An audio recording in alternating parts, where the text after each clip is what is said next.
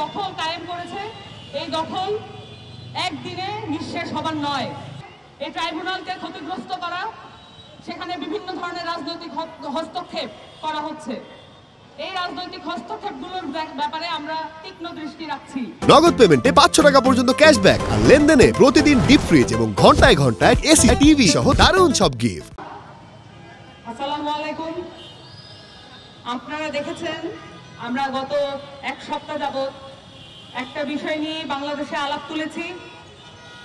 বাংলাদেশের যে ফ্যাসিবাদী কাঠামো আছে, সেই কাঠামোর সবচেয়ে বড় প্রতিপালক, ধারক ও বাহক আওয়ামী লীগকে নিষিদ্ধ করার দাবি আমরা তুলেছি। কিন্তু এই নিষিদ্ধ করার দাবির মধ্যে আমাদের অনেকগুলো কনসার্ন ছিল। এই কনসার্নগুলো আমরা জানিয়েছি যে অবশ্যই বিচারিক প্রক্রিয়ায় তার নিষিদ্ধকরণ করতে হবে। সেই সাথে আমরা বলেছি শুধুমাত্র নির্বাহী আদেশের মাধ্যমে এটা হলে চলবে না। এই দাবিগুলো ছাত্র জনতার পক্ষ থেকে এসেছে এবং আমরা এনসিপি পার্টির অবস্থান থেকে তাদের সাথে ছিলাম এবং আছি। এবং আমরা আমাদের আন্দোলনের এক পর্যায়ে আমরা দেখেছি পরিপত্র জারি হয়েছে এবং আইন সংশোধনের কথা এসেছে, এবং আমরা সেই আইন সংশোধনের একটি পর্যায়ে যে পরিপত্রটা, প্রজ্ঞাপনটা আমরা আজকে হাতে পেয়েছি। আমরা মনে করি বাংলাদেশে ফ্যাসিবাদী যে কাঠামো আছে, সেই কাঠামোকে চেক অ্যান্ড ব্যালেন্স করা, ছাত্র জনতার যেই জায়গাটা আছে সেইটাকে, ওই ফ্যাসিবাদী কাঠামোকে ট্যাকেল করার জন্য এই পরিপত্রটা আমাদের জন্য খুবই প্রয়োজনীয় ছিল। কারণ আমরা দেখেছি আমাদের পার্টির বিভিন্ন নেতাকর্মীদের উপরে, তাদের বাড়ি ঘরে এবং তাদের বাবা মার উপরে পর্যন্ত হামলা হয়েছে। এই আওয়ামী লীগের যারা দোসররা আছে বাংলাদেশে এখনো, যারা নেতারা আছে এখনো, তাদের সম্পত্তিগুলো এখনো অক্ষত আছে, তাদের পরিবার এখনো অক্ষত আছে এবং তাদের মামলাগুলো এখনো মামলা বাণিজ্যের মধ্যে পড়েছে। আমরা সেই জায়গা থেকে আমাদের নেতাকর্মীদের উপরেও হামলা হতে দেখেছি এবং এই হামলার প্রতিবাদও আমরা বিভিন্ন সময় করেছি।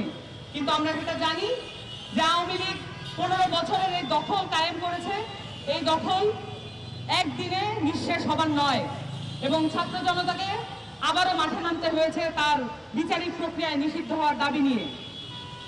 আমরা সফল হয়েছি, কিন্তু আমাদের এই কথাও বলতে হবে জুলাই ঘোষণাপত্র জারি হয় নাই।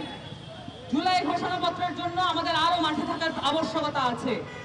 সেই সাথে অবশ্যই এখানে যে প্রসিকিউশন আছে, ট্রাইব্যুনাল আছে, সেখানে আমরা জানতে পারছি বিভিন্ন মাধ্যমে এই ট্রাইব্যুনালকে ক্ষতিগ্রস্ত করা, সেখানে বিভিন্ন ধরনের রাজনৈতিক হস্তক্ষেপ করা হচ্ছে।